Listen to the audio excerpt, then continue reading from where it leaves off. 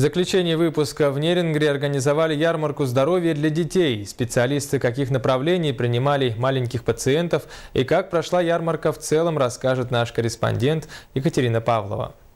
Маленьких пациентов в этот раз принимали 8 врачей-специалистов. Педиатр, детский эндокринолог, врач-хирург, травматолог, лор, невролог, стоматолог и врачи ультразвуковой диагностики. В случае необходимости выдавались талоны на последующее прохождение врачей в стенах лечебных учреждений. Такие ярмарки, проходящие 2-3 раза в год, имеют особое значение и пользуются большим спросом у местных жителей. Очень востребован населением.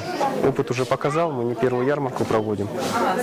На прошлой неделе проводилась ярмарка для взрослого населения, организовывалась она для работниками взрослой поликлиники с участием врачей-кардиологов, ревматологов.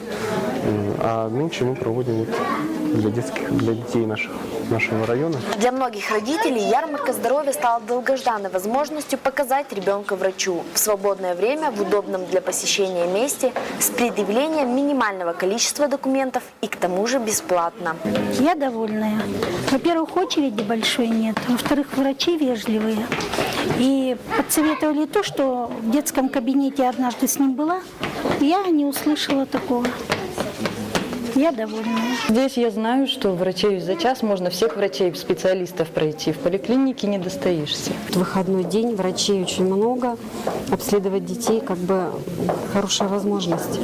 Почаще бы, правда, такие ярмарки проводились, потому что, допустим, вот ближе к садикам, когда уже время идти в садик, очень тяжело с маленькими детьми, особенно которые неусидчивые.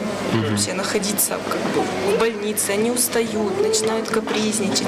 А сюда мы пришли, все быстренько прошли, и вот спокойно едем домой, не уставшие, не капризничали, довольные. Для нерингринцев ярмарки здоровья имеют актуальность и большое значение. Подобные мероприятия всегда собирают большое количество людей. Екатерина Павлова, Семен Амосов, НВК Саха, Нерингри.